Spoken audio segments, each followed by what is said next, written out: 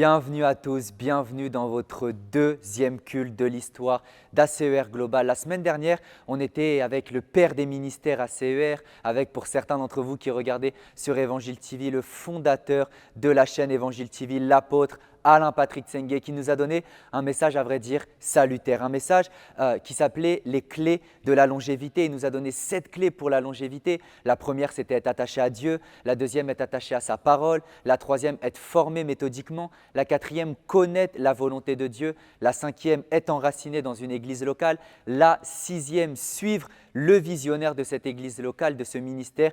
Et le 7, c'était être soumis à ses autorités et à ses leaders. Il nous a vraiment donné un message de bâtisseur, vraiment un message apostolique, vraiment un message qui permet de construire l'église. Et à vrai dire, je vais vous dire ce que je lui ai dit à la fin du dernier culte. Je lui ai dit la chose suivante, c'est très simple, hein. On a gagné 1 an en 2 heures. Et je pense déjà que ACER Global part sur les meilleures fondations à cause du fait que le fondateur, que le père du ministère, l'apôtre, soit venu apporter ce message, insuffler ce mouvement et officiellement ouvrir cette nouvelle page de l'histoire du réveil mondial que nous allons opérer au travers d'ACER Global. Oui, vous êtes déjà nombreux, nous avons 1 semaine d'existence officielle, mais vous êtes déjà nombreux avec nous puisque l'Église compte à présent déjà plus de 120 personnes et vous êtes partout dans le monde entier. Vous êtes sur le continent américain, vous êtes sur le continent européen, vous êtes dans le continent africain.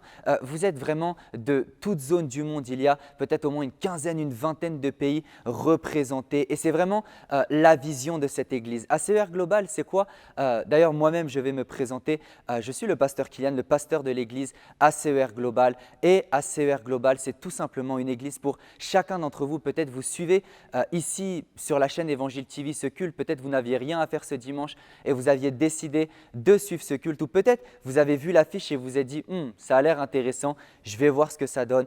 ACER Global, c'est tout simplement une église mondiale, une église en ligne, une église internationale pour toutes les personnes qui suivent la chaîne Évangile TV ou qui viennent de naître de nouveau et qui n'ont pas d'église, qui n'ont pas de suivi, pas d'encadrement, pas de berger, pas de pasteur. Vous êtes bénis par les émissions, mais lorsque vous sortez de ces émissions, vous avez besoin de quelqu'un à qui parler, quelqu'un qui vous aidera à appliquer au quotidien tous ces conseils qu'on vous donne dans l'émission, quelqu'un qui vous suit, quelqu'un qui vous écoute, quelqu'un qui est là pour vous, quelqu'un qui est là pour vous épauler. C'est le rôle d'ACER Global. Vous assurez un suivi, vous assurez un programme de formation spirituelle et un programme de croissance spirituelle. Et je l'ai dit juste au début, cette église n'a que 2 semaines, mais je peux vous garantir une chose, Dieu marche avec ACER Global et je crois que chacun d'entre vous qui allait intégrer cette église, chacun d'entre vous qui avait reconnu ce besoin au travers de l'annonce que je viens de passer, je sais que Dieu va se manifester glorieusement dans vos vies. Donc, n'hésitez pas si dès maintenant vous êtes senti concerné par ces critères, vous n'avez pas d'église, pas de berger, pas d'encadrement et vous voulez être suivi spirituellement, vous pouvez dès maintenant scanner le QR code qui s'affiche ou envoyer sur le numéro officiel d'Évangile TV le 06 12 75 88 60 ACER Global ou alors je veux rejoindre l'église ou un message de ce type-là qui nous montrera votre intérêt pour rejoindre l'église. Gloire à Dieu, je vous l'ai dit, on a été bénis la semaine dernière par l'apôtre et nous sommes dans le mois de janvier. Vous le savez, on suit la pensée prophétique du ministère ACER qui est l'année de la propulsion divine. Et alors que nous sommes encore au tout début, au mois de janvier pour poser les fondations de cette année, ce mois-ci et le mois suivant, propulsé par le nom de Jésus. Et c'est pour ça que dès aujourd'hui, après le temps de louange, d'adoration que nous allons avoir durant ce culte, je vais apporter un message sur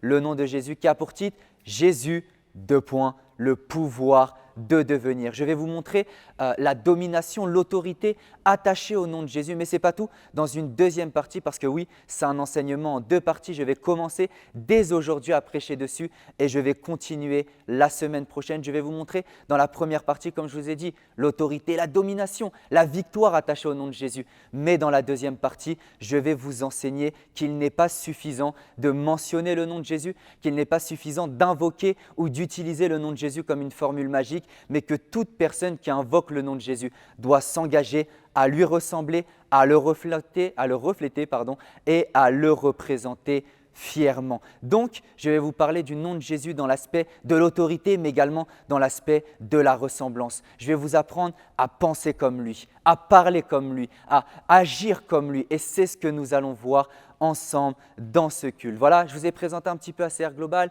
je vous ai présenté un petit peu la série d'enseignements, mais juste avant, je ne peux pas me présenter devant vous et vous apporter la parole de Dieu. Je ne peux pas être l'orateur de la journée sans vous avoir introduit à la personne qui, à vrai dire, fait de ce culte un culte et qui fait de la parole que je vais vous donner, des simples mots, une parole impactante, on l'appelle le Saint-Esprit. Et nous allons commencer à nous disposer avec lui, nous allons commencer ce culte dans l'atmosphère de Dieu, dans l'atmosphère de la louange, dans l'atmosphère de l'adoration, dans l'atmosphère, certains d'entre vous, de la contemplation. Mais nous aurons un temps avec le groupe des porteurs de réveil, nous aurons, qui est le groupe de louange et d'adoration du ministère ACER, nous aurons des temps puissants de louange et d'adoration. Juste avant, j'aimerais qu'on puisse fermer les yeux et qu'on puisse remettre ce culte entre les mains de Dieu. Je crois une chose, c'est que Dieu va nous inspirer, va nous parler. C'est pour ça que Père, nous te bénissons, nous te rendons grâce parce que ce culte, c'est le tien. Cette parole, c'est la tienne. Nous savons,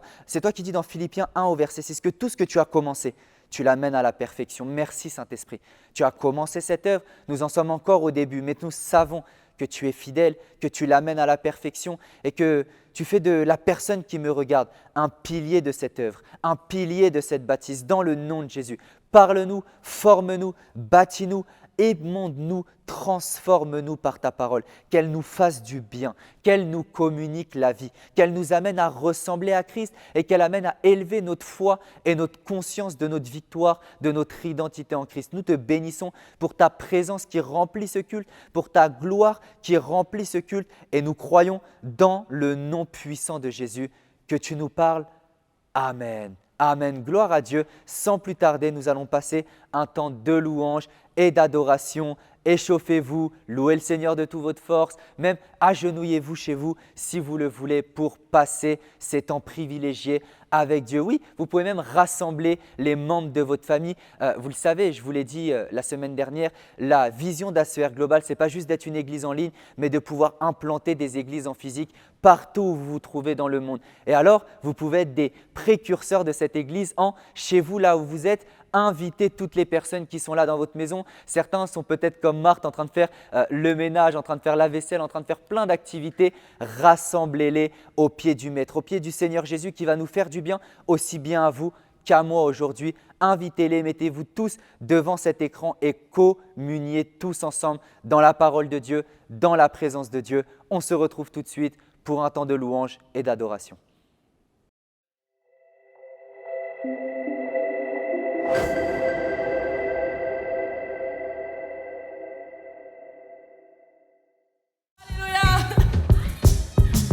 On va bouger comme ça.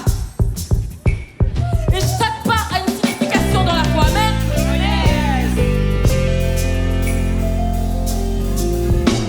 Je bénirai l'Éternel pour tous ses hauts faits. Ma louange.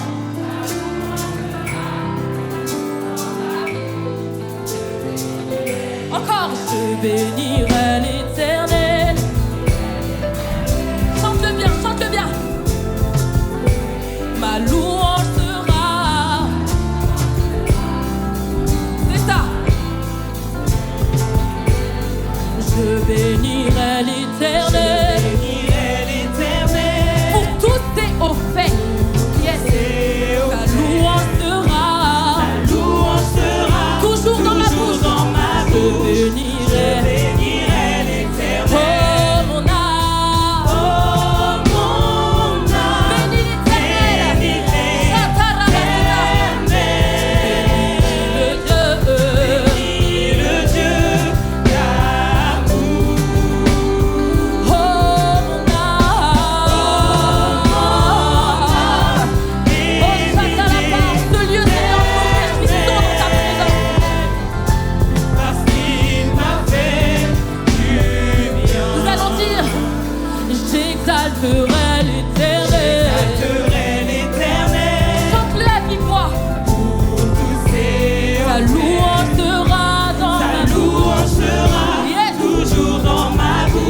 J'exalterai encore.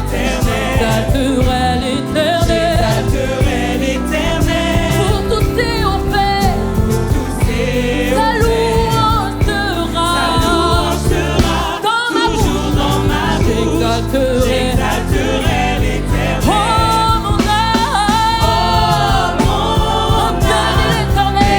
bénis l'Éternel. Bénis le Dieu d'amour. Bénis le Dieu d'amour. Oh mon âme,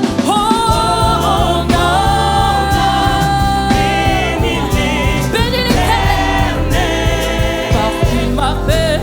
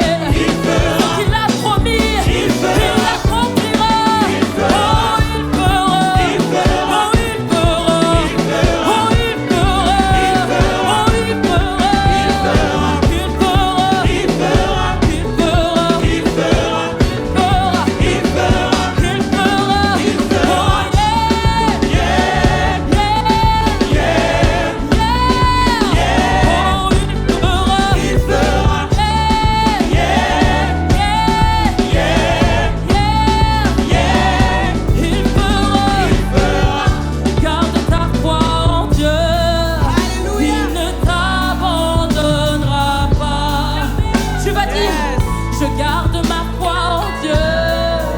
Il ne m'abandonnera pas. Dis-le. Je garde ma foi. Il ne m'abandonnera pas. Redis-le et réalise bien. Je garde.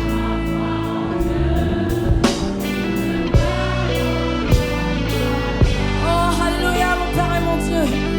Nous te bénissons parce que tu es un Dieu fidèle. Parce que là où tu es, tu peux prier et vraiment réaliser la fidélité de Dieu dans ta vie. Oh Seigneur Jésus, nous te bénissons, Seigneur.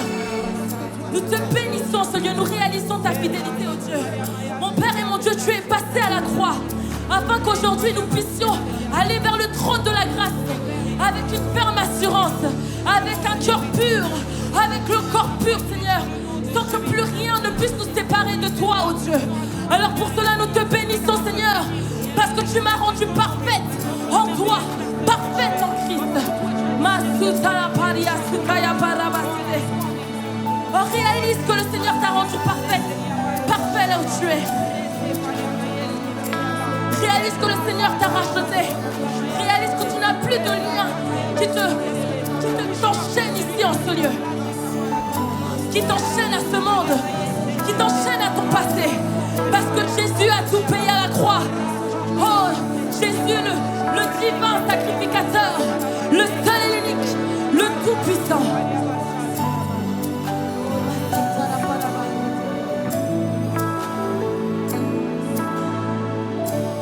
Tu étais là de la création, Fils unique du Dieu très haut. Le mystère.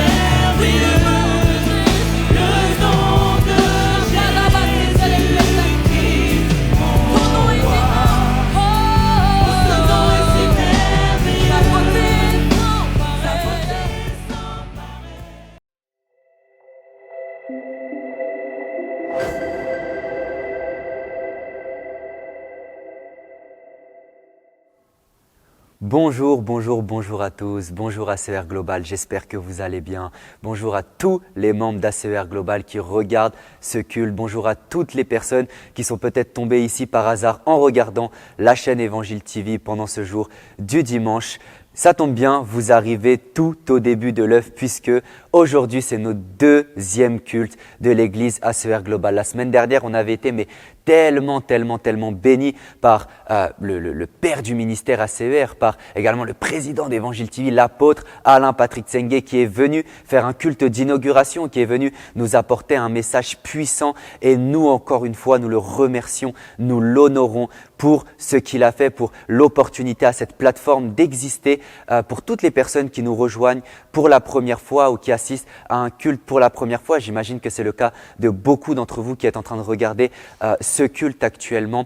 Sachez que ACER Global, c'est quoi? ACER Global, c'est tout simplement une église en ligne, une église internationale qui permet à toutes les personnes qui suivent la chaîne Évangile TV, qui sont bénies par les programmes, mais n'ont pas de pasteur, n'ont pas d'église locale, n'ont pas de suivi, n'ont pas d'encadrement, de pouvoir avoir un encadrement. Et le but de cette église, c'est pas de rester éternellement en ligne, mais de pouvoir implanter des églises dans chacun des endroits dans lesquels vous vous trouvez. Donc, si vous voulez rejoindre cette vision dès maintenant, peut-être certains vous voulez déjà écouter le culte d'abord, certains peut-être que dès là, maintenant que je parle, ça vous correspond et ça vous parle. Sachez que vous pouvez nous rejoindre avec la bannière qui est en train de s'afficher juste en dessous, qui amène vers le groupe WhatsApp. Également, très chers membres qui faites déjà partie de l'église ACER Global, vraiment bienvenue à vous, bienvenue dans ce culte. Je suis content de vous avoir avec nous. De toute façon, vous connaissez la pensée prophétique, on en a parlé ensemble. La pensée prophétique, c'est la suivante. Nous sommes dans l'année de la propulsion divine et nous commençons cette année, nous commençons ce mois même de janvier. Nous l'avons commencé la semaine dernière avec l'apôtre, mais là, nous continuons et nous sommes sur le thème du nom de Jésus. Le thème de ce mois, c'est propulser par le nom de Jésus. Et tous les enseignements qu'on va donner, tous les programmes qu'on va donner, tout ce qu'on va prêcher durant ce mois-ci va tourner autour du nom de Jésus. On va vraiment aborder ce sujet, ce thème en long, en large. On va comprendre comment il nous permet de glorifier Dieu, comment il nous donne la victoire dans notre vie chrétienne. On va même comprendre pourquoi ce nom, qu'est-ce que Jésus a fait pour nous, qui est Jésus même. Beaucoup de personnes, peut-être vous écoutez ce programme, on vous a présenté plusieurs religions, plusieurs doctrines, plusieurs courants de pensée et vous dites, bon, j'ai entendu parler de tel, mais j'ai pas entendu trop parler de ce Jésus. Vous allez entendre parler de lui, vous allez savoir qui il est et en tout cas, nous allons nous charger et je vais me charger personnellement durant ce culte de vous enseigner sur son nom. Parce que oui, son nom est puissant et c'est ce qu'on va voir aujourd'hui. Donc, si vous êtes là, que vous êtes membre d'ACER Global, vous êtes au bon endroit. C'est notre culte du dimanche et on va, voilà, je le disais à beaucoup d'entre vous dans le groupe, je le disais ces derniers jours, c'est une grâce de pouvoir démarrer notre église pile au moment où l'année commence. Souvent, beaucoup de personnes utilisent la nouvelle année pour prendre un nouveau départ. Et nous, ça tombe bien puisque ce n'est pas un nouveau départ, mais c'est un départ tout court. Et nous commençons notre église dès un début d'année. Nous pourrons alors vivre pleinement la pensée prophétique. Je répète, nous sommes dans les 5 années de vitesse d'accélération surnaturelle. Nous sommes particulièrement dans ces 5 années, nous sommes dans l'année 2026 qui est l'année de la propulsion divine. Et ce mois-ci, c'est le mois d'être propulsé par le nom de Jésus. Et donc, c'est ce que je vais faire dès maintenant en vous enseignant un message. Là, j'introduis rapidement, j'ai honoré au début notre père spirituel, l'apôtre Alain Patrick Tsengue. Là, j'ai présenté, j'ai posé un petit peu le contexte, pour vous aider à vous projeter pleinement dans ce message, à vous projeter pleinement dans cette prédication pour que vous ayez tout le contexte et la compréhension qui vous permettra de savoir quoi faire, de savoir où vous situez même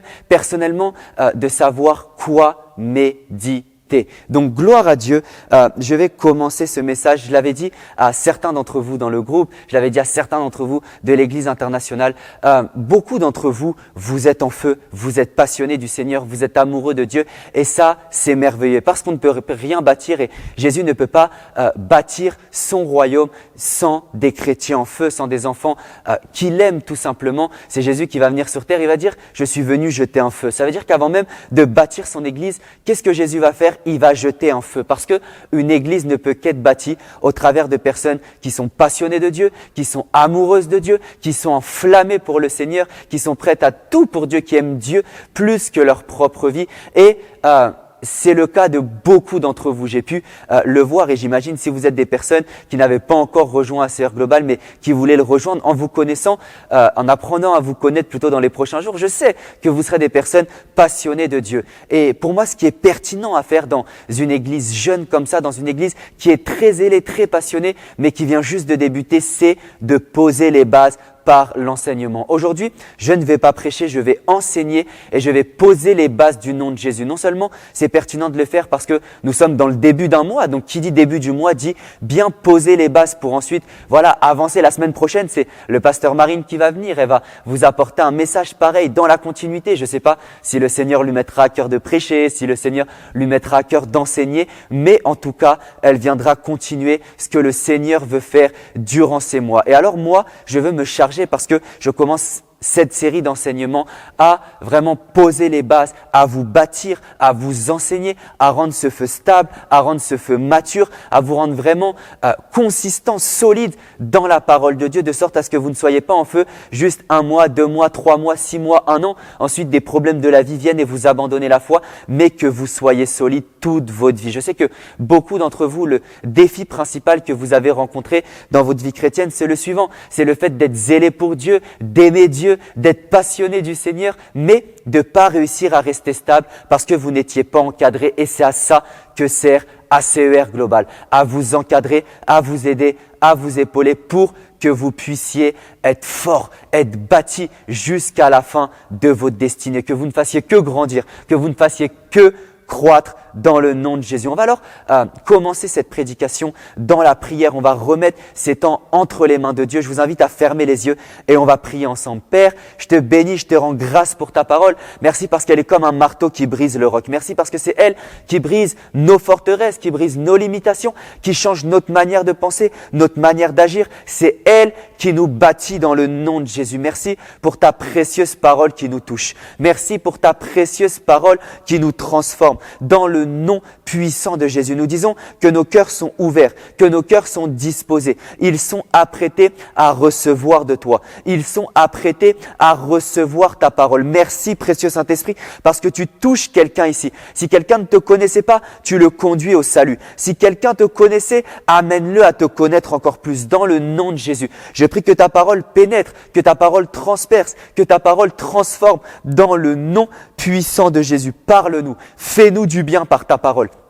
Aujourd'hui, précieux Saint-Esprit, tu nous parles, tu nous enseignes. Ouvre l'intelligence de quelqu'un ici. Père, on parle des disciples d'Emmaüs dans la Bible et on dit que leur intelligence a été ouverte dès lors que Jésus était avec eux. Alors que cette parole est là, elle est proche d'eux, elle entre, elle pénètre dans leur cœur. Je prie, précieux Saint-Esprit, dans le nom de Jésus, que tu puisses ouvrir leur intelligence, que tu puisses ouvrir leur intelligence et qu'ils puissent comprendre ta parole, qu'ils soient très intelligents très rapidement dans ta parole, Père. Donne-leur la faculté, la capacité de comprendre ta parole, Père, et de la mettre en pratique. Dans le nom de Jésus, je te bénis pour cette prédication, je te bénis pour ces temps. Ils t'appartiennent, moi-même, Père, je t'appartiens, et tout ce que je vais dire est inspiré par toi dans le nom de Jésus. Inspire mes mots, inspire les dispositions de mes cœurs, et que chacun d'entre nous soyons bénis par cette prédication, bâti, construit dans le nom de Jésus. Amen. Amen. Gloire à Dieu. Alors le titre de mon message d'aujourd'hui, c'est « Jésus, le nom qui fait de moi un Dieu ». Et j'aimerais commencer cette prédication. Je vais vous introduire rapidement. On va commencer par la parole de Dieu. Vous savez, le passage là que je vais prendre, c'est un passage qui nous dit justement qu'au commencement était la parole. Et j'aimerais que, alors que c'est le premier culte, en dehors du culte d'inauguration qu'on a eu la semaine dernière, qu'on puisse continuer non par une pensée humaine, non par une observation que je fais, non par quelque chose que moi je vais dire, mais qu'on puisse commencer par la parole de Dieu, parce qu'au commencement est la parole. Et j'aimerais qu'on puisse lire Jean 1, du verset 1 au verset 18. Regardez, la Bible dit: au commencement était la parole, et la parole était avec Dieu, et la parole était Dieu. Elle était au commencement avec Dieu. Toutes choses ont été faites par elle, et rien de ce qui a été fait n'a été fait sans elle. En elle était la vie, et la vie était la lumière des hommes. La lumière luit dans les ténèbres, et les ténèbres ne l'ont point reçue.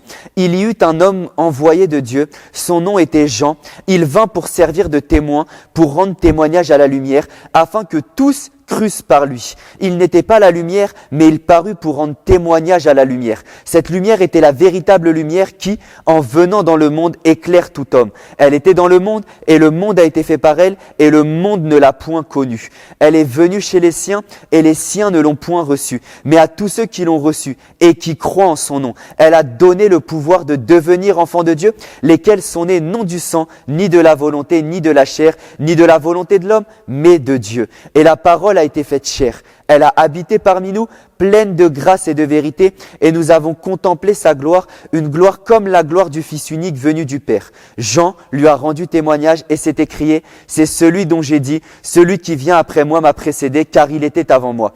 Et nous avons tous reçu de sa plénitude, et grâce pour grâce, car la loi a été donnée par Moïse, la grâce et la vérité sont venues par Jésus-Christ.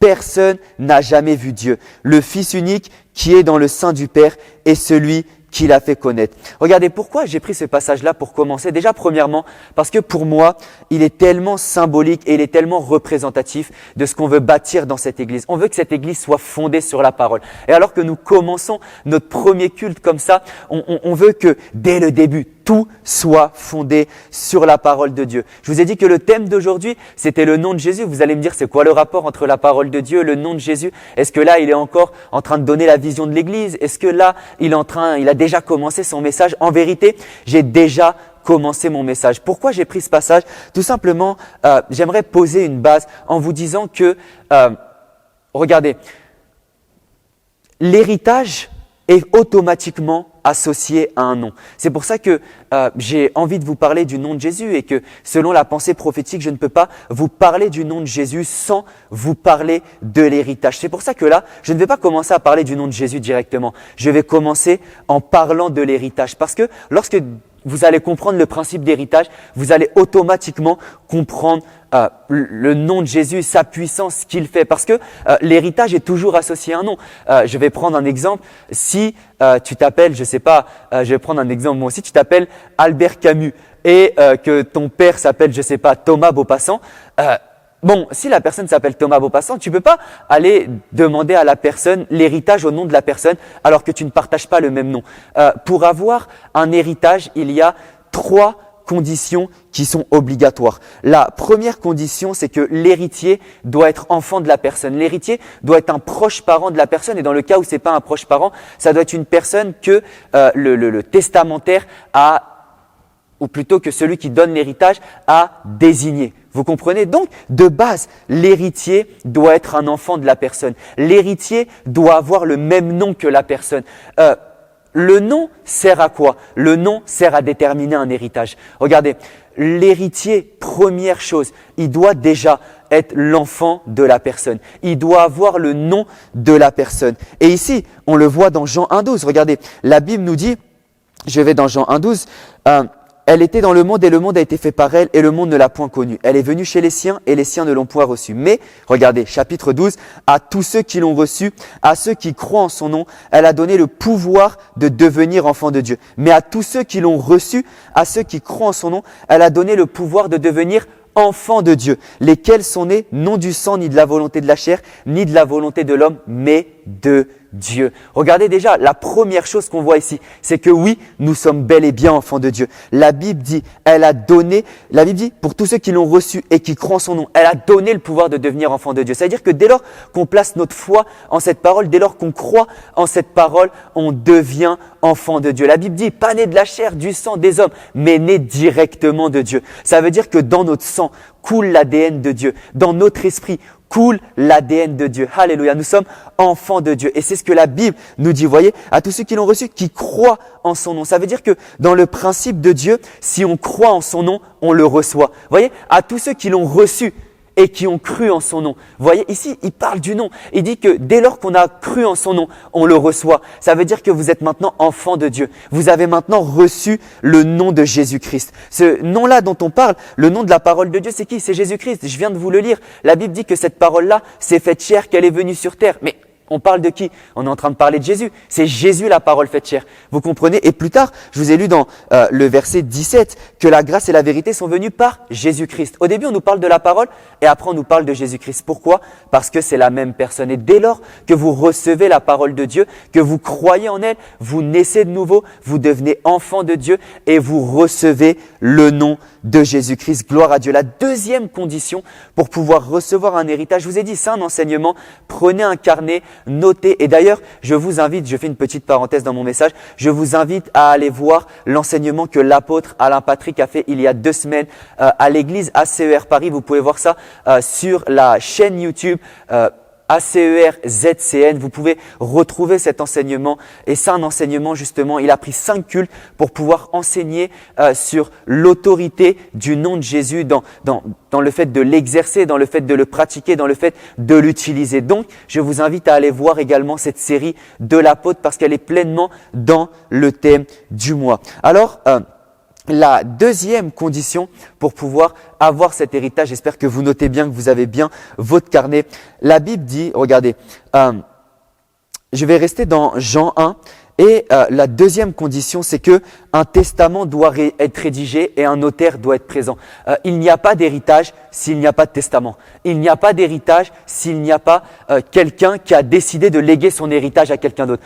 Beaucoup d'entre vous, vous avez peut-être déjà touché des héritages ou vous avez peut-être justement déjà vécu des décès dans vos familles proches et vous savez que lorsqu'il y a une affaire d'héritage, il y a toujours une histoire administrative, il y a toujours un enjeu administratif et cet enjeu administratif-là, c'est justement ça, l'enjeu du testament. C'est qu'en fait, le testament, pour qu'il soit valable, il faut qu'il y ait un document qui stipule que la personne, qui lègue le testament, lègue bien le testament à telle personne, à telle personne. Il faut que ce document nous décrive ce que la personne lègue à telle personne, ce que la personne lègue à telle personne. Également, vous comprenez, bref, un testament quoi. Un document qui atteste que là, l'héritage va pour telle personne, là, l'héritage va pour telle personne, là, l'héritage va pour telle personne. Et les personnes qui sont chargées justement de ça, ce sont des personnes qu'on appelle des notaires. Ils sont chargés d'établir le testament avec l'aide du testamentaire pour qu'ensuite, on va dire, la succession dans l'héritage se fasse correctement. Et ici, dans le même passage, dans Jean 1, du verset 15 au verset 18, regardez, on va relire Jean 1, je vous ai dit, on pose vraiment les bases. Jean lui a rendu témoignage et s'est écrié, c'est celui dont j'ai dit, celui qui vient après moi m'a précédé car il était avant moi et nous avons tous reçu de sa plénitude et grâce pour grâce car la loi a été donnée par Moïse, la grâce et la vérité sont venues par Jésus-Christ. Personne n'a jamais vu Dieu, le Fils unique qui est dans le sein du Père et celui qui l'a fait connaître. Regardez, ici, un testament doit être rédigé et j'ai dit que c'est un notaire qui rédigeait ce testament. Regardez, pourquoi ici on est en train de nous parler de la parole de Dieu et d'un coup on nous parle de Jean-Baptiste qui est là même dans les versets plus tôt, dans Jean 1 au verset 8, la Bible dit que Jean-Baptiste est venu pour rendre témoignage. Est-ce que vous savez que testament, c'est un mot de la même famille que le témoignage? Vous voyez, ça veut dire que un testament, c'est un témoignage comme quoi quelqu'un donne quelque chose à quelqu'un d'autre. C'est ça un testament, vous voyez? Et la Bible ici nous parle de Jean-Baptiste qui est venu donner un témoignage. Pourquoi? Parce qu'en fait, justement, dans l'aspect légal de cet héritage, il fallait qu'en fait, il y ait un notaire qui puisse justement, comment je peux dire ça? En fait, qui puisse venir asseoir le testament, qui puisse venir témoigner de la chose pour prouver et légaliser la chose. J'aimerais vous dire que Jean-Baptiste était le notaire de l'héritage que Dieu a pour nous.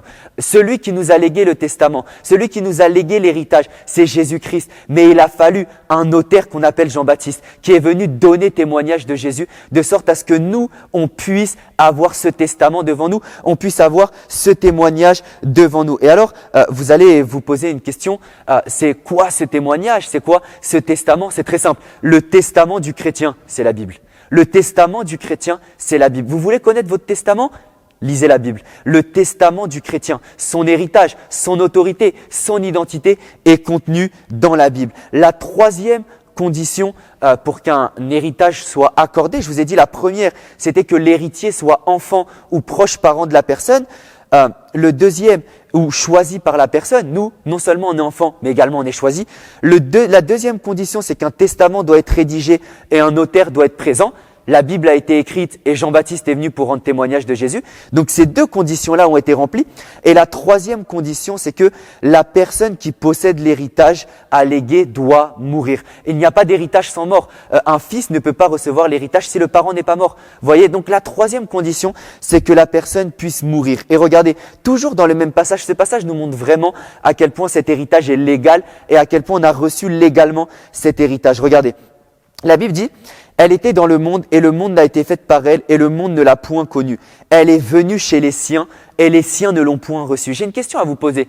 Si vous invitez quelqu'un chez vous et que la personne vient chez vous et qu'on dit que vous ne la recevez pas, on est d'accord que vous la mettez dehors. La Bible dit qu'il est venu chez les siens et les siens ne l'ont pas reçu. Si quelqu'un vient chez vous et qu'on dit que vous ne le recevez pas, ça veut dire que vous ne le laissez pas entrer à l'intérieur, donc que vous le faites sortir de chez vous. S'il y a quelqu'un chez vous et que vous ne voulez pas le recevoir, vous allez le faire sortir de la maison. C'est exactement la même chose ici. La Bible nous dit justement qu'il est venu chez les siens et les siens ne l'ont point reçu. Qu'est-ce que ça veut dire ici? Jésus est venu sur terre. Et si la terre ne l'a pas reçu, ça veut dire qu'ils l'ont fait quitter la terre. En d'autres termes, ils l'ont fait mourir. La Bible nous explique que nous les hommes, on a fait mourir. Vous allez vous dire, oh mais c'est pas moi, j'étais pas là il y a 2000 ans. Oui, mais vous me comprenez, ce sont des hommes qui n'ont pas reçu Jésus sur la terre. Et quand tu reçois pas quelqu'un de chez toi, tu le vires.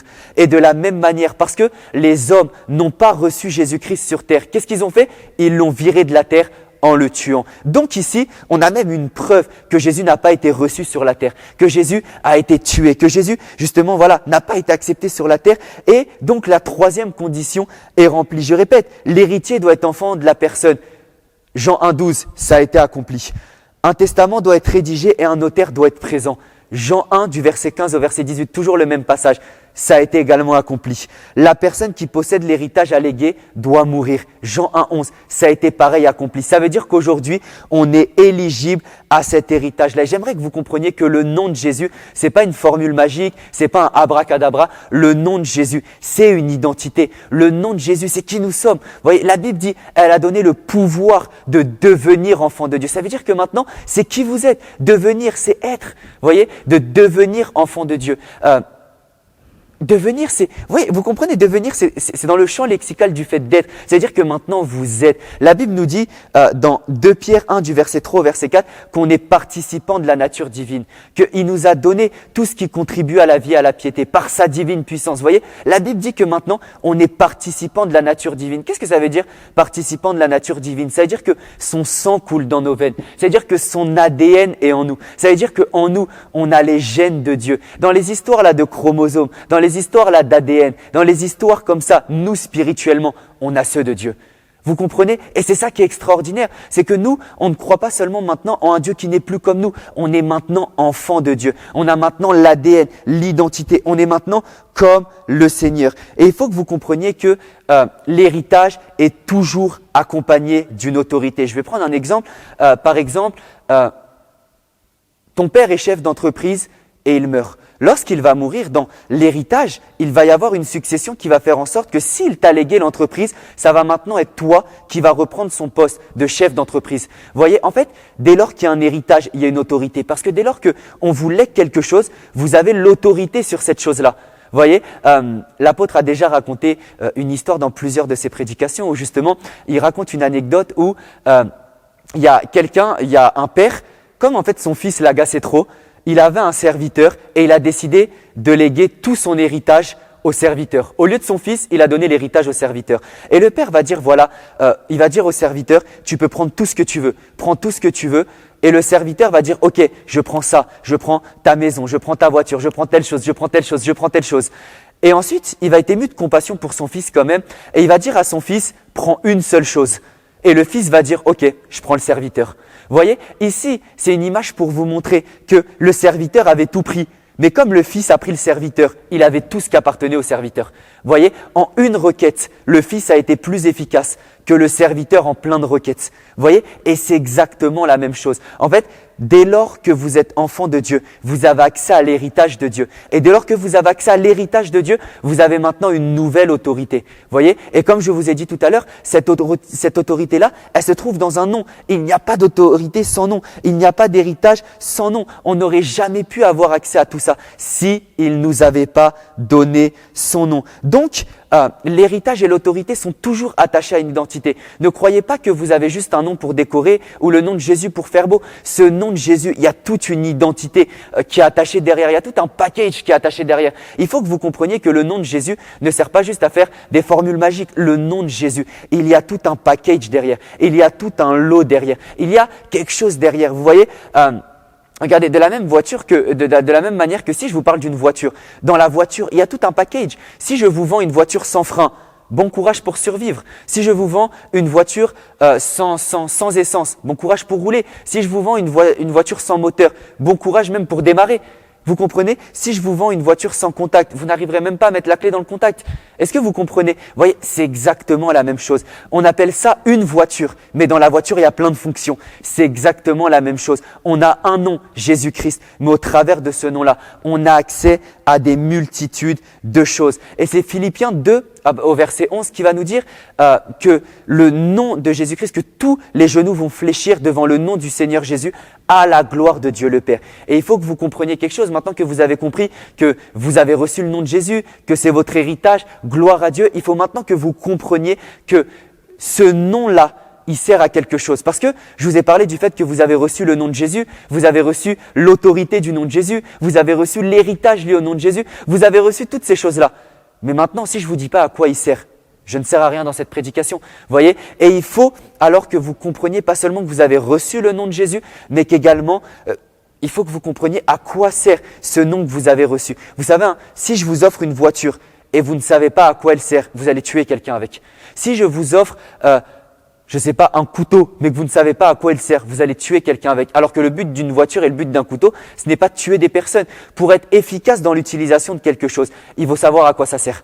Vous voyez, par exemple, je vais prendre un exemple. Là, ces caméras qui sont devant moi et qui sont en train de me filmer. Juste avant, il y avait l'équipe technique d'Évangile TV qui était en train, justement, voilà, de bien paramétrer ces caméras, de bien faire tous les paramètres. Je vais vous dire la vérité, moi, je n'y comprenais rien. Je comprenais rien à ces caméras. Et donc, si c'était moi qui avais dû faire les paramètres, je n'aurais pas pu faire les paramètres correctement. Pourquoi? Parce qu'en fait, je comprends rien à cette caméra.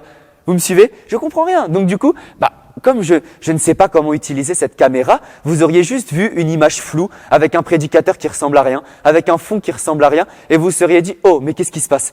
Vous voyez? Pourquoi? Parce qu'en fait, comme je ne maîtrise pas la chose, je ne sais pas comment correctement l'utiliser. Pour pouvoir utiliser correctement quelque chose qui vous appartient, vous devez comprendre son utilité. Là, vous avez compris le nom de Jésus. Gloire à Dieu. Maintenant, comprenez à quoi il sert. Et Philippiens 2 au verset 11 nous dit qu'il sert à glorifier Dieu. Le nom de Jésus sert à une chose, à glorifier le nom de Dieu. Et dans cette prédication, je vais vous montrer 2 moyens de glorifier Dieu en manifestant votre identité, en utilisant le nom de Jésus. Le premier point, c'est par la domination. Je vous ai parlé d'autorité, je vous ai parlé d'héritage, mais le premier moyen de glorifier Dieu au travers du nom de Jésus, c'est par la domination qui nous a été donnée. Regardez, je vous ai parlé tout à l'heure que l'héritage, l'autorité étaient contenus dans ce qu'on appelle le testament. Ça veut dire qu'on la reçoit en recevant ce testament-là, ce document qui atteste que oui, on est bien héritier et qu'on a bien reçu ça. J'en ai parlé tout à l'heure. Regardez, je vais vous montrer des exemples de testaments selon la Bible. Je vais vous montrer des exemples de qu'est-ce qu'un chrétien selon la Bible. Et je vais vous montrer qu'un chrétien est né et est fait pour dominer. Regardez, Psaume 23, du verset 1 au verset 6, cantique de David. L'Éternel est mon berger, je ne manquerai de rien. Il me fait reposer dans de verts pâturages. Il me dirige près des eaux paisibles. Il restaure mon âme. Il me conduit dans les sentiers de la justice à cause de son nom. Quand je marche dans la vallée de l'ombre de la mort, je ne crains aucun mal, car tu es avec moi. Ta houlette et ton bâton me rassurent. Tu dresses devant moi une table en face de mes adversaires. Tu ondules ma tête et ma coupe déborde. Oui, le bonheur et la grâce m'accompagneront tous les jours de ma vie et j'habiterai dans la maison de l'Éternel jusqu'à la fin de mes jours. Regardez, j'ai lu tout ce passage. Ce passage, vous le connaissez tous, c'est le psaume 23. Vous dites, waouh, on a des promesses extraordinaires au travers de la parole de Dieu. Mais si vous remarquez bien, dans le verset 2, il dit quelque chose. Il restaure mon âme, il me conduit dans les sentiers de la justice à cause de son nom. À cause de son nom. Ça veut dire que tout ce chapitre-là, tout le psaume 23 existe à cause d'une seule chose, existe à cause de son nom. Mais je vous ai dit à l'instant que vous avez reçu son nom. Et si vous avez reçu son nom, tout ce que dit là le psaume 23, vous êtes qualifié et vous êtes apte à le recevoir. On va le décrypter ensemble. L'Éternel est mon berger, je ne manquerai de rien. Ça veut dire que si tu as reçu le nom de Jésus, tu es destiné à ne manquer de rien. Si tu as reçu le nom de Jésus, tu ne peux pas connaître le manque, tu ne peux pas connaître la pauvreté, tu ne peux pas connaître la disette, tu ne peux pas connaître ces choses-là. L'Éternel est mon berger, je ne manquerai de rien. Je ne manquerai ni de finances, ni d'opportunités, ni de relations, ni d'espace, ni, je sais pas, peut-être vous avez 3, 4, 5 enfants et vous n'avez pas assez d'espace dans votre maison. Je ne manquerai de rien. Vous avez l'espace nécessaire pour vos enfants. Vous pouvez demander, réclamer ça à Dieu légitimement parce qu'il dit à cause de mon nom. Toute cette promesse, tout ce que je suis en train de vous lire, c'est à cause de son nom. Et je vous ai dit, dès lors qu'on croit en son nom, on l'a reçu. Et parce qu'on a reçu son nom, on a le droit maintenant à ces choses-là. Oui, je suis en train de dire à quelqu'un que tu ne manqueras plus de rien parce que maintenant, tu as conscience du nom de Jésus. L'Éternel est mon berger, je ne manquerai de rien. Tu ne peux plus connaître le manque dans ta vie. Il me fait reposer dans des verts pâturages. Toi qui es fatigué, dans le nom de Jésus, il y a le repos. Dans le nom de Jésus, il y a la paix. Dans le nom de Jésus, il y a la sérénité. Tu as accès à la paix, au repos, à la sérénité par le nom de Jésus. Il me dirige près des eaux paisibles. Dans le nom de Jésus également, tu es dirigé près des eaux paisibles. Tu as le droit à la paix. Vous voyez, je vous ai parlé de la paix. Tu as le droit de vivre une vie paisible, une vie joyeuse, une vie heureuse, une vie où vous jouissez des bonheurs. Vous voyez, près des eaux paisibles. Ça veut dire que vous pouvez mener une vie où vous n'avez plus soif, où vous n'avez plus faim. Ça rejoint encore l'histoire du manque. Vous voyez que pour être heureux, pour être dans une atmosphère paisible, c'est quand même une atmosphère d'abondance. Ici, il parle des verts pâturages. Est-ce que vous savez, regardez, il dit « l'Éternel est mon berger ». Donc ça veut dire qu'ici, David est en train de nous positionner comme les brebis. Et il dit « il me conduit vers les verts pâturages et ensuite, il me dirige près des eaux paisibles ». Les pâturages, c'était ce que les brebis mangeaient et l'eau, c'était ce que les brebis buvaient. Et c'est toujours le cas d'ailleurs. Une brebis mange dans les pâturages et boit dans l'eau. Ça veut dire qu'ici, tout ce dont vous avez besoin pour manger et pour boire, vous l'avez. C'est pour ça que Jésus va dire aux disciples dans les évangiles, c'est dans le livre de Matthieu, il va leur dire, ne vous inquiétez pas au sujet du manger et du boire. Parce que même les oiseaux qui ne font rien, même les champs délices qui ne font rien, ils sont vêtus, ils sont nourris, ils sont logés, ils ont toutes ces choses-là. Vous voyez, Jésus va parler des champs délices. Il dit, ils sont vêtus ils sont mieux vêtus que Salomon dans toute sa gloire. Ils ont mieux que le Gucci, ils ont mieux que le Louis Vuitton, ils ont mieux que le Prada, ils ont mieux que toutes ces choses-là. Vous voyez? Et pourtant, ils n'ont rien fait pour ça. Et le Seigneur est en train de dire à ce moment-là que nous qui sommes enfants de Dieu, qui avons le nom de Jésus, on ne peut plus manquer de vêtements. On ne peut plus manquer de rien. Vous qui avez des difficultés à acheter des vêtements, dans votre héritage, il y a également de quoi vous vêtir. Ce n'est pas moi qui le dis, c'est Jésus lui-même. Il dit qu'on n'a pas à s'inquiéter au sujet du manger, du boire, du vêtir et de toutes ces choses-là, du logement, de toutes ces choses-là. Donc je déclare déjà dans le nom de Jésus que toute personne qui est en train de regarder ce culte et qui a des problèmes de logement, toute personne qui regarde ce culte et qui a des problèmes pour s'habiller, qui a des problèmes pour trouver à manger, qui a des problèmes pour trouver à boire, à cause de cette parole, toutes ces choses sont pourvues dans le nom de Jésus. Vous voyez, il y a tout ce dont vous avez besoin. Les pâturages sont là, les eaux paisibles sont là. Ensuite, il restaure mon âme. My God, il restaure mon âme. Il me conduit dans les sentiers de la justice. Il restaure mon âme. Tous ceux qui ici ont des problèmes avec la restauration de l'âme, qui ont des blessures, qui ont des déceptions, vous savez que vous êtes blessés, que vous n'arrivez pas à pardonner. Vous êtes tout le temps esclave du rejet, tout le temps esclave de la colère, tout le temps esclave de la tristesse, tout le temps esclave de toutes ces choses-là. Il est en train de dire ici, il restaure mon âme à cause de son nom. Donc à cause de son nom, le nom de Jésus que vous avez reçu, vous avez le droit maintenant à une vie où vous n'êtes plus dans le rejet, plus dans la colère, plus dans la tristesse, plus dans la dépression, plus dans toutes ces choses-là qui rongent vos âmes, plus dans le manque de pardon, plus dans toutes ces choses-là. Il me conduit dans les sentiers de la justice à cause de son nom. Ici, la justice, on peut la comparer à la sainteté. Vous voyez, ça veut dire que même pour vous sanctifier, beaucoup d'entre vous, peut-être que vous avez des problèmes dans le fait de lutter avec le péché. Il dit, il me conduit dans les sentiers de la justice. Juste à cause du nom de Jésus que vous avez reçu, vous avez maintenant la force, vous avez maintenant la capacité de pouvoir résister au péché, de pouvoir ne plus retomber dans le péché, de pouvoir marcher dans la justice, dans la sainteté, dans la sanctification. Vous voyez, c'est David qui va dire dans le psaume 51, et qu'un esprit de bonne volonté me soutienne. Vous avez reçu cet esprit de bonne volonté qui vous donne la capacité de ne plus pécher. Vous savez, pécher pour un chrétien, c'est comme demander à un chat de dire waf ou à un chien de dire miaou. Ce n'est plus dans sa nature. On a reçu, je vous ai dit, un nouvel ADN, des nouveaux gènes, une nouvelle nature. Et parce qu'on est enfant de Dieu, pécher est plus dur pour nous que ne pas pécher. Vous comprenez? Pécher est plus dur pour un chrétien que ne pas pécher. Et c'est ça la bonne nouvelle. Il me conduit dans les sentiers de la justice. Vous tous qui avez des problèmes avec la sanctification, juste en comprenant ces choses-là, vous allez voir que vous allez résister beaucoup plus facilement aux péchés qui vous rongent. Regardez, il me conduit dans les sentiers de la justice à cause de son nom. Quand je marche dans la vallée de l'ombre de la mort, je ne crains aucun mal car tu es avec moi. On est toujours dans les bienfaits que son nom font dans notre vie. Quand je marche dans la vallée de l'ombre de la mort, en d'autres termes, quand je suis oppressé, quand le diable veut m'atteindre, quand je suis dans des circonstances, dans des situations, dans des difficultés de la vie, je ne crains aucun mal parce que tu es avec moi. À cause de son nom, il est avec vous dans les circonstances, dans les situations que vous jugez difficiles, que vous jugez insurmontables. C'est-à-dire que maintenant que vous êtes enfant de Dieu, maintenant que vous êtes chrétien, il n'y a plus aucune circonstance qui est considérée comme plus grande que vous. Il n'y a plus aucune situation qui est considérée comme plus grande que vous. Il n'y a aucune situation ou circonstance de la vie qui n'a le droit de dire qu'elle est plus grande que vous, qui n'a le droit de dire qu'elle a le droit d'être insurmontable pour vous. Vous comprenez?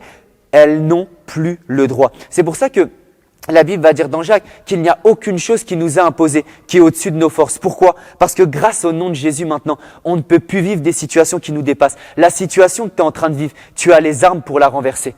Quand je marche dans la vallée de l'ombre de la mort, vous voyez, ici ça peut être aussi la représentation des démons qui veulent oppresser, des manifestations, des attaques du diable dans nos vies. De la même manière, le diable n'a plus aucun mot à dire. Vous voyez, quand je marche dans la vallée de l'ombre de la mort, je ne crains aucun mal. Le diable peut vouloir vous attaquer comme vous voulez. Vous ne craignez plus aucun mal à cause du nom de Jésus. Gloire à Dieu.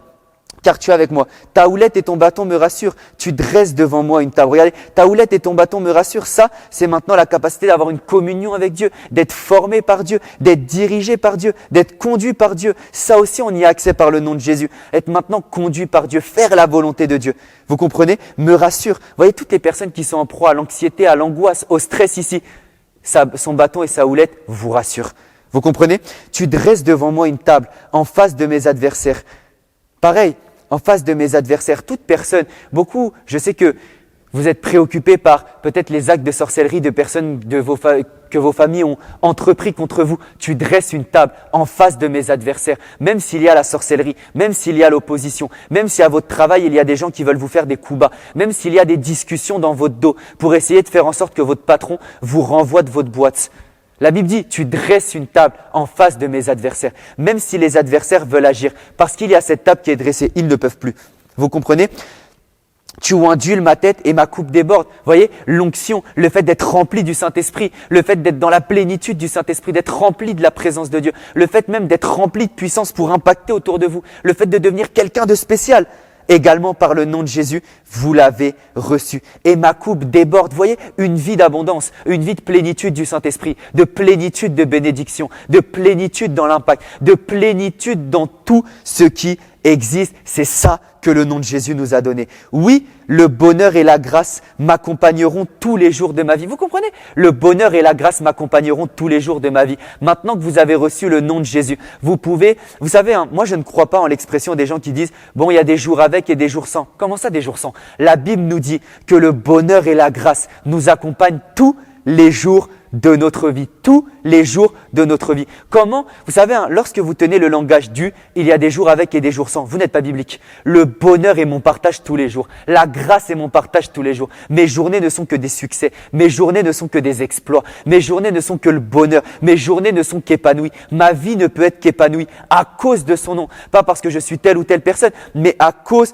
de son nom. Ici, je suis en train de vous lister au travers du psaume 23 toutes les promesses qui s'attachent à son nom. Oui, le bonheur et la grâce m'accompagneront tous les jours de ma vie. Sortez de vos têtes les expressions des jours avec et des jours sans. Une vie existe où tous les jours, vous allez de grâce en grâce, vous allez de gloire en gloire, vous allez de succès en succès, vous allez d'exploit en exploit, d'épanouissement en épanouissement, de bonheur en bonheur. Et j'habiterai dans la maison de l'Éternel jusqu'à la fin de mes jours. Une autre promesse liée au nom de Jésus, je serai dans la présence de Dieu tous les jours. J'habiterai dans la maison de l'Éternel jusqu'à la fin de mes jours. Et ici, il y a deux sens. Premièrement, être dans la présence de Dieu, parce que nous sommes maintenant le temple du Saint-Esprit. Et deuxièmement, une promesse que Dieu nous fait, c'est nous donner une bonne assemblée. Et je crois que si vous n'avez pas d'église, cette assemblée ACER Global est la bonne assemblée pour vous. Vous pouvez retrouver dès maintenant le QR code pour nous rejoindre si vous n'avez pas d'église, pas d'assemblée, pas de pasteur. Et j'habiterai dans la maison de l'Éternel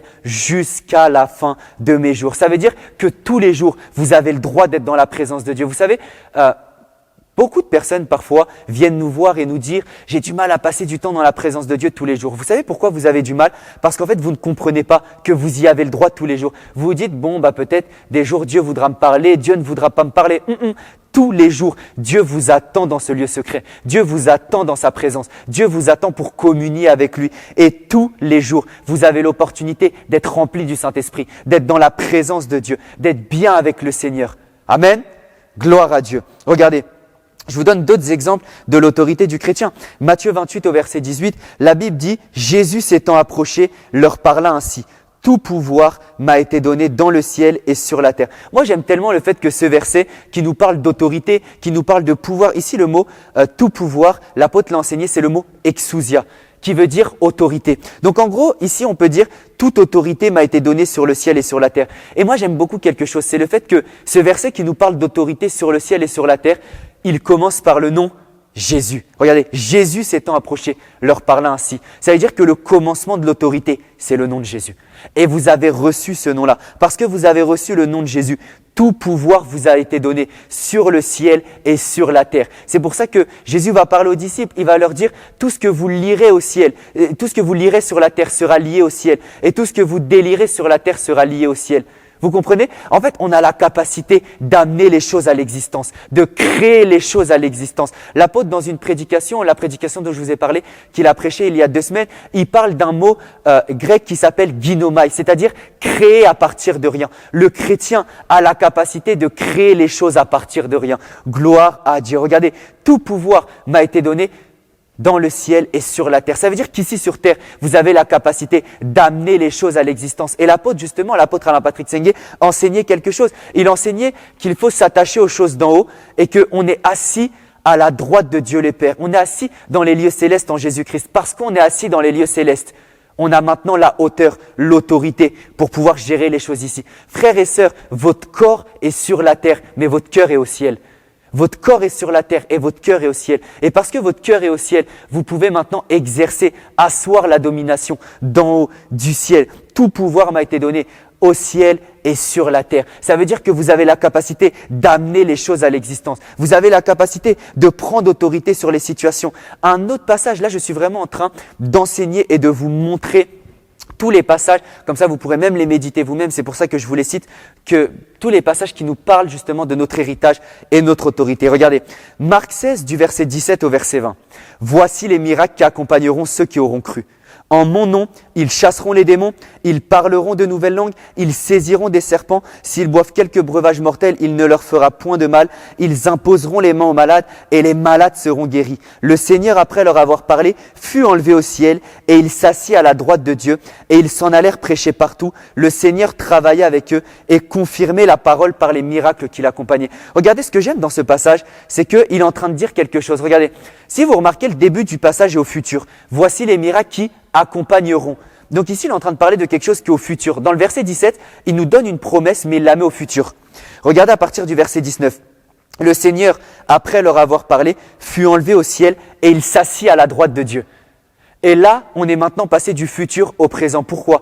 Parce qu'en fait, pour qu'on puisse vivre tout cet héritage, toute cette autorité, toute cette chose, il fallait, mon Dieu, il fallait qu'en fait, lui soit élevé et soit assis à la droite de Dieu. C'est pour ça qu'il nous donne une promesse et ensuite il est assis à la droite de Dieu. Ici, ce passage est comme en train de nous dire, au début, c'était une promesse future parce que j'étais pas encore remonté, mais maintenant, c'est plus au futur, c'est au présent, parce que je suis bel et bien assis à la droite de Dieu. Le Seigneur regardez, le Seigneur Jésus est assis à la droite de Dieu. Et la Bible dit qu'on est assis dans les lieux célestes en Jésus-Christ. Ça veut dire que l'endroit où est assis Jésus, on est assis au même endroit.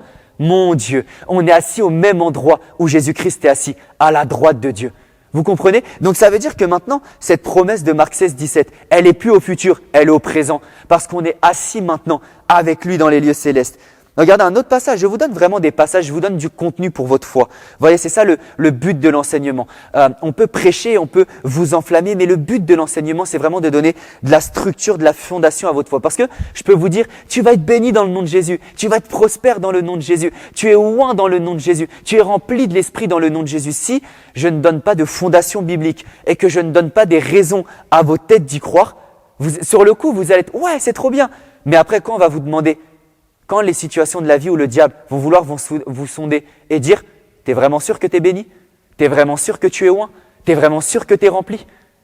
Vous n'aurez pas d'argument.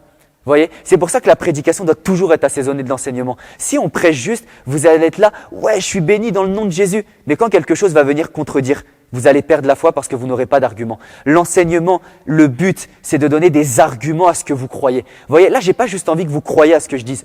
J'ai envie que vous ayez des arguments pour croire, de sorte à ce qu'un jour, comme Jésus dans le désert, le diable vient vous voir, il essaye de vous avoir, il vous dit des choses, il vous parle, mais vous êtes tellement assis dans la parole. Aucune des choses qu'il dit n'a de poids sur vous. Vous voyez, la Bible dit le prince de ce monde est venu et il n'a rien de lui en moi. Vous voyez, regardez Philippiens 2 du verset 9 au verset 11. C'est pourquoi aussi Dieu l'a souverainement élevé et lui a donné le nom qui est au-dessus de tout nom, afin qu'au nom de Jésus, tout genou fléchisse dans les cieux, sur la terre et sous la terre, et que toute langue confesse que Jésus-Christ est Seigneur, à la gloire de Dieu le Père. L'apôtre enseignait justement que, regardez, c'est pourquoi Dieu l'a souverainement élevé et lui a donné le nom au-dessus de tout nom, afin qu'au nom de Jésus, tout genou fléchisse dans les cieux. Vous savez, il y a tellement de situations, tellement de choses, tellement de circonstances, tellement d'éléments. Il y a les anges, il y a les démons, il y a les éléments, il y a les circonstances, il y a les situations, il y a tout. Il y a tellement de choses sur lesquelles on doit dominer que pour ne pas se casser la tête, le Seigneur a dit que ce nom-là est au-dessus de tout nom. J'ai une question. Ta maladie, elle a un nom. Ta pauvreté, elle a un nom. Ce que tu es en train de vivre là, elle a un nom. Ton oppression, elle a un nom. La Bible dit que le nom de Jésus est au-dessus de tous ces noms-là. Ça veut dire que peu importe le nom de ce que tu es en train de vivre, le nom de Jésus est au-dessus. Le Seigneur ne s'est pas cassé la tête. Il n'a pas dit le nom de Jésus est au-dessus de telle chose, de telle chose, de telle chose. Il a dit, vous savez quoi? Tout ce qui peut avoir un nom, le nom de Jésus est au-dessus. Le nom au-dessus de tous les noms. Ça veut dire que si ce que tu vis a un nom, le nom de Jésus domine et est au-dessus de cette chose-là. Amen. Voyez, il l'a souverainement élevé et lui a donné le nom au-dessus de tous les noms, afin qu'au nom de Jésus, tout genou fléchisse dans les cieux, sur la terre et sous la terre, et que toute langue confesse que Jésus-Christ est Seigneur. Est-ce que tu sais que tes dettes a une langue pour confesser que Jésus est Seigneur? Est-ce que tu sais que ta maladie a une langue pour confesser que Jésus est Seigneur? Est-ce que tu sais que dans tout l'univers, même les éléments ont une langue pour confesser que Jésus est Seigneur? Est-ce que tu sais même que tu peux arrêter la pluie? Est-ce que tu sais même que tu peux provoquer des changements climatiques? Parce qu'en fait, tout l'univers a un nom pour se soumettre au nom de Jésus et a une langue pour confesser que Jésus est Seigneur.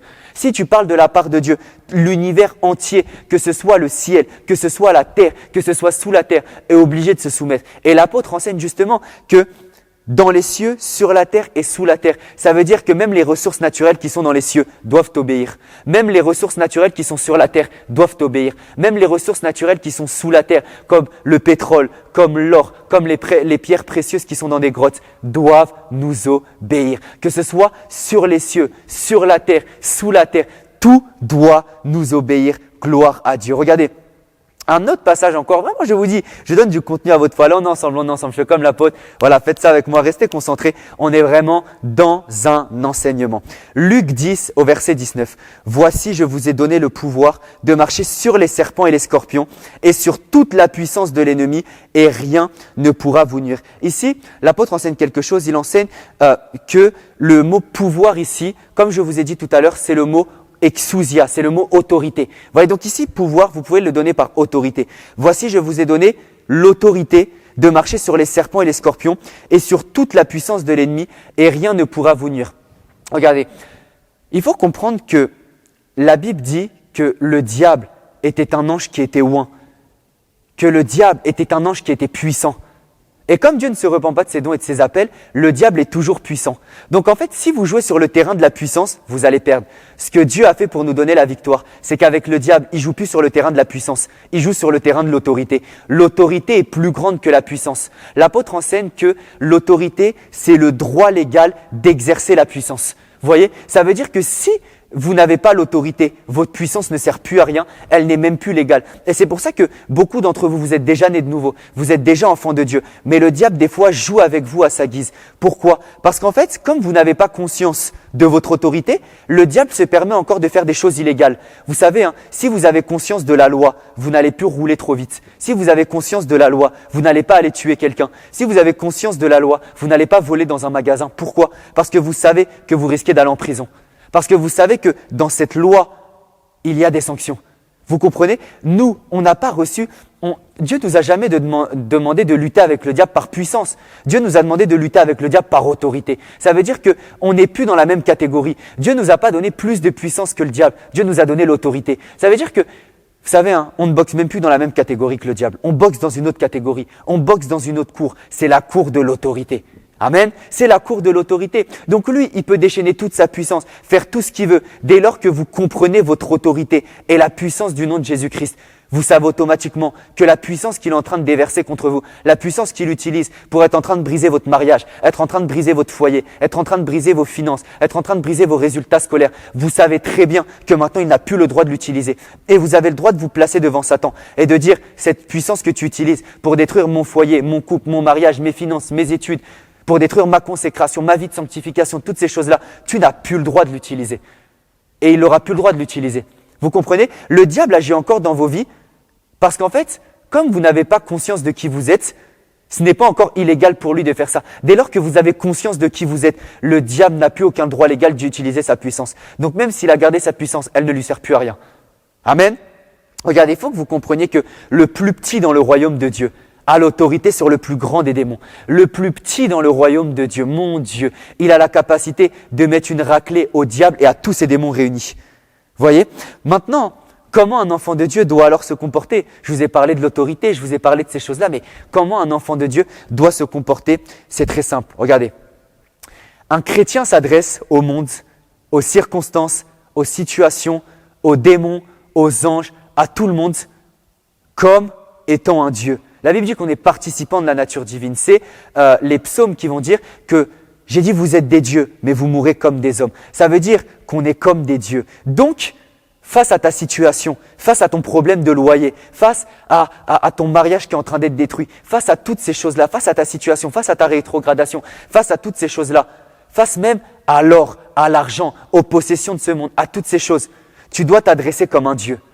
La Bible nous demande, face aux circonstances et aux situations, face aux démons, face aux anges, de nous adresser comme des dieux. Est-ce que vous savez que les anges sont à votre service ? Dès lors que vous déclarez les choses, les anges se mettent en mouvement dès lors que vous en avez conscience. Dès lors que vous déclarez la parole de Dieu, les démons sont obligés de partir. Par exemple, quand vous délivrez quelqu'un, le démon est obligé de partir.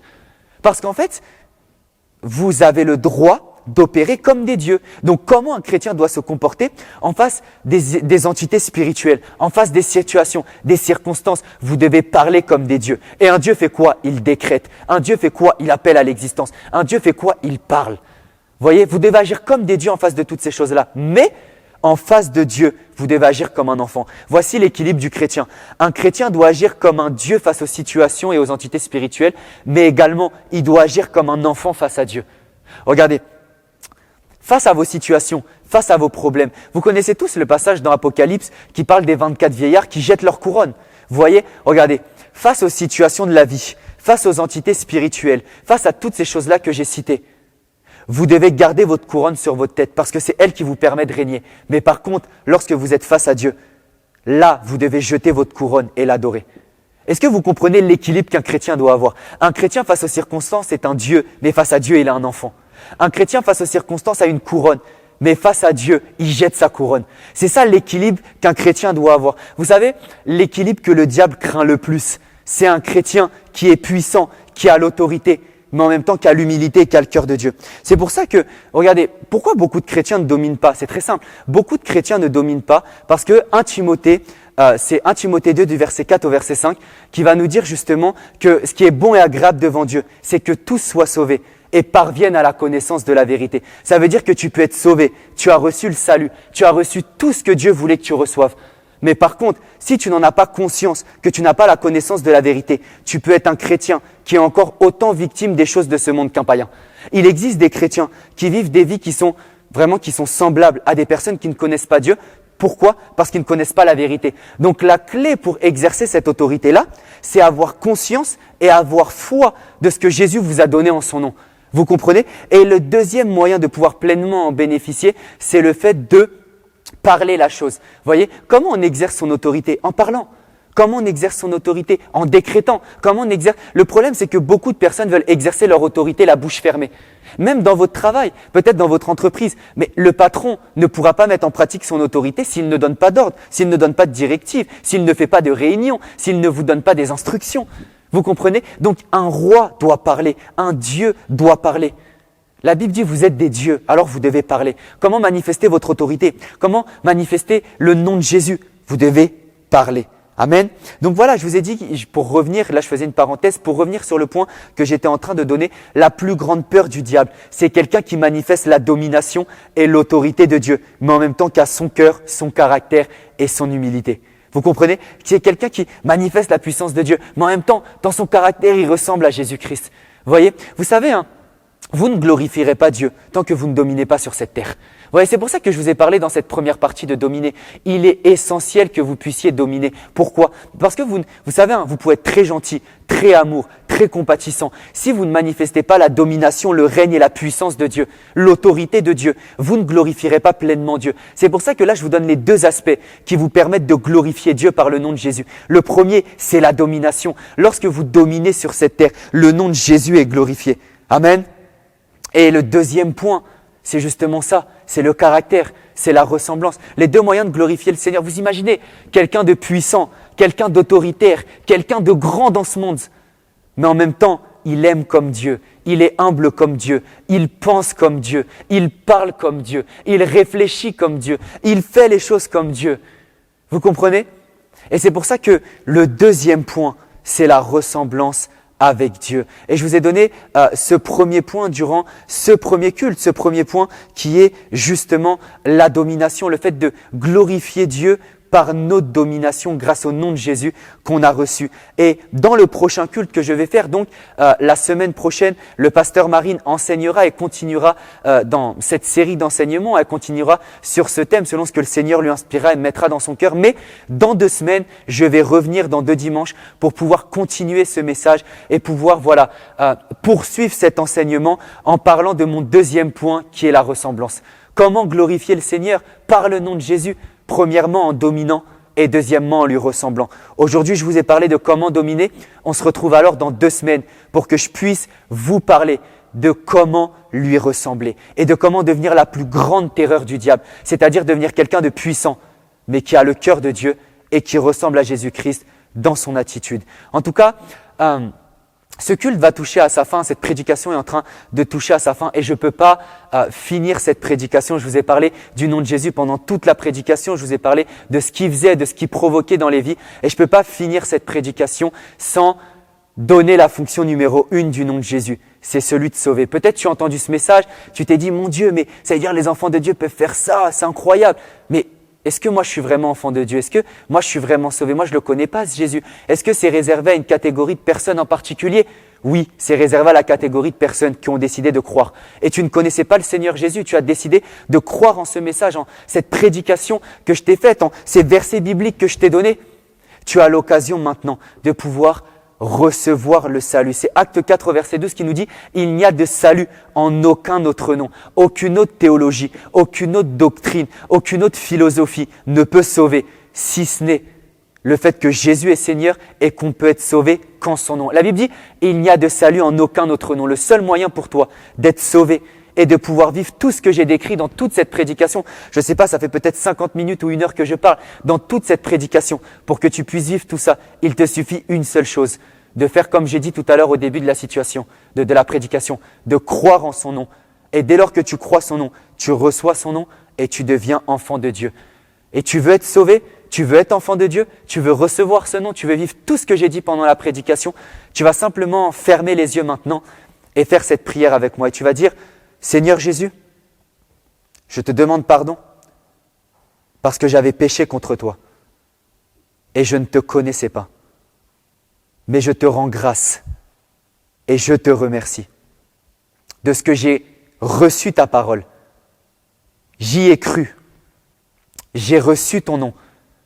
Et parce que j'ai reçu ton nom et que c'est toi qui dis qu'il n'y a de salut en aucun autre nom, alors je suis maintenant sauvé.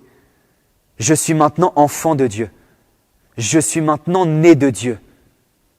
Par ce nom, dans le nom de Jésus, je crois que Jésus-Christ est Dieu, qu'il est venu sur terre, qu'il est mort, qu'il est ressuscité d'entre les morts.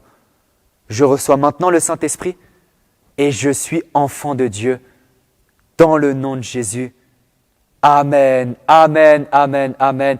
Gloire à Dieu, tu viens de prendre la meilleure décision de ta vie. Et tu sais, avant que tu prennes cette décision, tu n'étais pas éligible et tu ne pouvais pas recevoir tout ce que j'avais dit avant. Maintenant que tu as pris cette décision, tu peux vivre tout ce qu'on s'est dit durant cette prédication. Gloire à Dieu, si tu viens de faire cette prière, n'hésite pas à envoyer un message au numéro WhatsApp d'Évangile TV, le 06 12 75 88 60, pour tout simplement dire que tu viens de faire cette prière et que tu veux recevoir ce Seigneur Jésus et que maintenant, c'est un point de départ, tu vois. Je viens de te parler pendant toute cette prédication de la vie qui se dresse devant toi. Donc accepter Jésus n'est pas une finalité. Tu as une grande vie qui est là, qui se profile devant toi. Et pour la vivre de la meilleure des manières, il faut que tu sois encadré, il faut que tu sois suivi, il faut que tu sois aidé. Donc là, il y a maintenant le QR code dans la bannière juste en bas de l'écran qui est en train de vous donner l'accès au groupe justement de l'église ACER Global. Je vous l'ai présenté pendant la prédication. C'est une église dans laquelle on vous aide à grandir avec Dieu et à rentrer pleinement dans votre héritage, dans votre autorité, dans votre identité. Gloire à Dieu. Vous pouvez rejoindre en scannant le QR code ou en envoyant, si vous n'arrivez pas à scanner le QR code, en envoyant un message au numéro d'Évangile TV. En tout cas, gloire à Dieu, c'était le pasteur Kylian pour cette prédication. On continue la semaine prochaine avec le pasteur Marine et je vous ai dit, je reviens dans 2 semaines finir mon message. Je vous ai parlé là de la domination. Dans 2 semaines, on se retrouve pour parler de la ressemblance avec le Seigneur Jésus et le fait de tout faire en son nom et de le glorifier par tout ce qu'on fait. Excellente journée à vous. On se retrouve dès maintenant pour la suite de notre prédication, pour les temps de dîmes, d'offrandes et tout ce qui suit. Gloire à Dieu.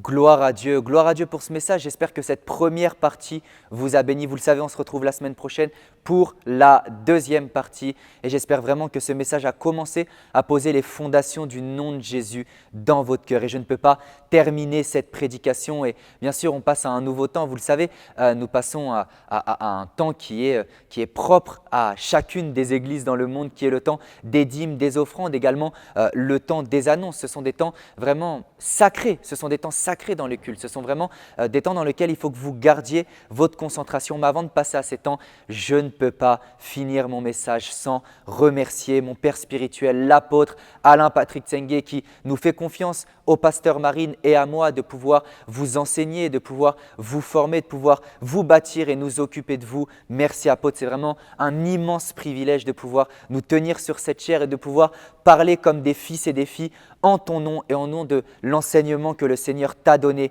pour cette génération. Nous allons alors passer au dernier temps de notre culte. On touche bientôt à notre fin, mais restez concentrés puisque nous arrivons dans le temps des dîmes et des offrandes. Parce que oui, je vais vous donner bien sûr les instructions, mais avant j'aimerais vous exhorter très rapidement sur la dîme. Nous sommes une église très jeune et certains d'entre vous, vous ne savez peut-être pas ce que c'est.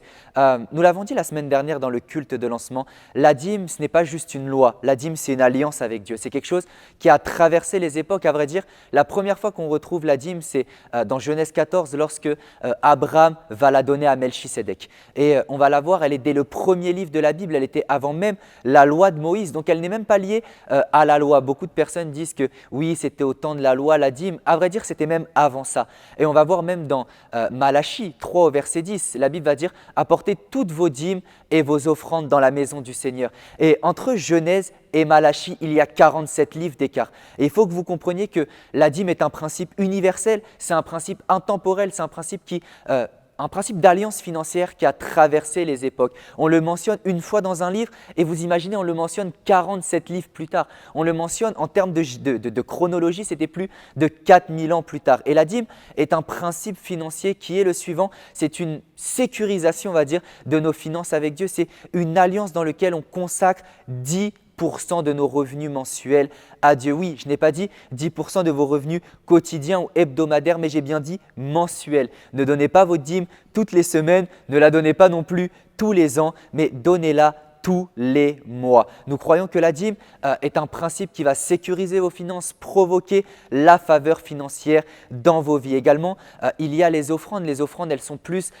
l'offrande, je pourrais la définir comme un élan du cœur. L'offrande, c'est tout simplement soit une réaction à la parole de Dieu, soit un désir de vouloir bâtir cette œuvre de Dieu qui est ACER Global. Vous le savez très bien que ACER Global va prospérer, va grandir au travers de vos dons. On a, comme je l'ai dit pendant l'émission, enfin plutôt pendant le culte, on a le projet de bâtir des églises en physique partout où vous êtes dans le monde. Mais vous imaginez bien que ces églises en physique ne se payent pas en offrande d'acclamation et ne se payent pas en Alléluia, en Amen. Je pense qu'aucun d'entre vous n'allait voir un promoteur immobilier, lui a dit au nom de Jésus c'est payé et le promoteur immobilier lui a donné le terrain. Vous voyez donc, on veut implanter des églises ACER partout dans le monde pour que vous ayez des églises en physique là où vous êtes. Et ces choses-là demandent des finances. Donc si vous voulez soutenir cette œuvre, vous pouvez le faire via une offrande. Donc je répète, la dîme, c'est une alliance financière avec Dieu dans laquelle vous donnez 10% de vos revenus mensuels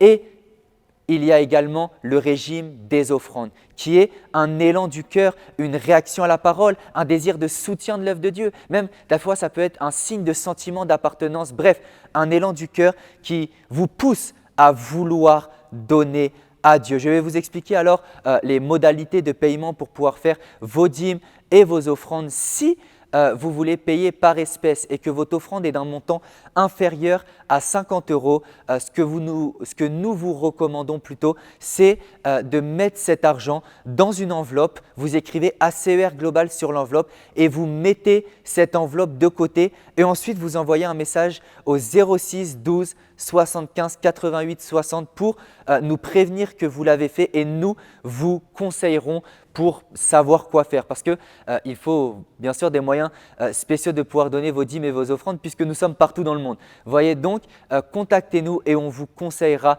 pour savoir quoi faire. Donc ça, je répète, c'est si vous avez une dîme ou une offrande d'un montant inférieur à 50 €. Vous prenez une enveloppe, vous mettez votre montant financier dedans, votre dîme, votre offrande, vous écrivez ACER Global dessus et vous la mettez de côté. Vous n'y touchez pas, vous l'avez déjà donné à Dieu et vous la réservez pour Dieu. Et ensuite, vous nous envoyez un message et on vous aidera par rapport à cela. Si votre montant en espèces est de plus de 50 € ou en équivalence, peut-être en dollars, en francs CFA ou dans d'autres monnaies, peut-être en livres sterling, parce que certains d'entre nous, vous nous suivez depuis le Royaume-Uni ou d'autres régions du monde, si le montant est supérieur à 50 € ou à d'autres équivalences en termes de monnaie, vous pouvez le faire directement via Mobile Money. Les modalités de paiement s'affichent juste ici en bas de l'écran et vous pouvez le faire à partir de vos différents codes pays. Selon le pays dans lequel vous êtes, vous pouvez le faire. Gloire à Dieu. Donc je répète,